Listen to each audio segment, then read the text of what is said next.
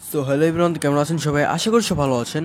তো কোরবানি ঈদের ছুটি মিলবে কয়দিনের জন্য এবং কবে থেকে বন্ধ দিচ্ছে স্কুল ও শিক্ষা প্রতিষ্ঠানগুলো, তো জানতে হলে এই ভিডিও সম্পূর্ণ স্কিপ না করে দেখে থাকুন।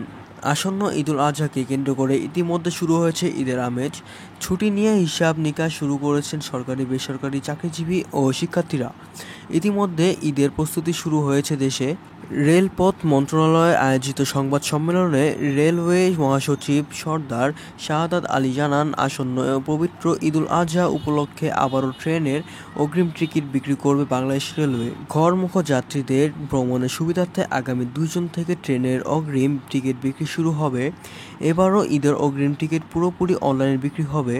তিনি বলেন, আগামী 2 জুন বিক্রি হবে 12 জুনের অগ্রিম টিকিট। একইভাবে 3 জুন দেওয়া হবে 13 জুনের, 4 জুন দেওয়া হবে 14 জুনের, 5 জুন দেওয়া হবে 15 জুনের টিকিট এবং 6 জুন দেওয়া হবে 16 জুনের টিকিট। এদিকে ঈদযাত্রা ফিরতি টিকিট বিক্রি শুরু হবে 10 জুন থেকে। এদিন দেওয়া হবে 20 জুনের অগ্রিম টিকিট।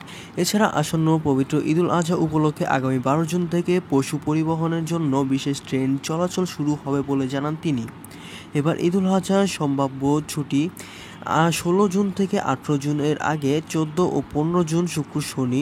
সব মিলিয়ে এবার ঈদের সরকারি চাকরিজীবীরা ছুটি পেতে পারেন কমপক্ষে 5 দিন এবং শিক্ষার্থীরা পেতে পারেন 1 সপ্তাহ বা 5 দিন, এরকমই। আর একটু বেশি হলে পরে জানতে পারবেন। তারপর গত বছর ঈদুল আজহা হতেও 5 দিনের ছুটি পেয়েছিল কর্মচারীরা। প্রতি বছর ঈদের আগে ছুটি বাড়ানোর জন্য আবেদন করেন সরকারি চাকরিজীবীরা। এবারও সে আবেদন করলে তা কার্যকর হলে বাড়তে পারে ছুটির দিন। আরবি চন্দ্র বর্ষপঞ্জিকা অনুযায়ী জিলহজ মাসের 10 তারিখ ঈদুল আজহা বা কোরবানি ঈদ উদযাপন করে মুসলিম সম্প্রদায়ের মানুষজন। তো আপনাদের সব ডাউট আমি ক্লিয়ার করে দিলাম, কবে হচ্ছে ঈদ, কবে হবে আপনাদের ছুটি। তো আশা করি ভিডিও ভালো লেগেছে, চ্যানেলটি লাইক, শেয়ার আর সাবস্ক্রাইব করে রাখবেন। আর হ্যাঁ, যে কোনো ভিডিও সবার আগে চ্যানেলকে বেল করে অল করে দিবেন। তো ভিডিও সব স্কিপ না করে রাখার জন্য আপনাকে অনেক অনেক ধন্যবাদ।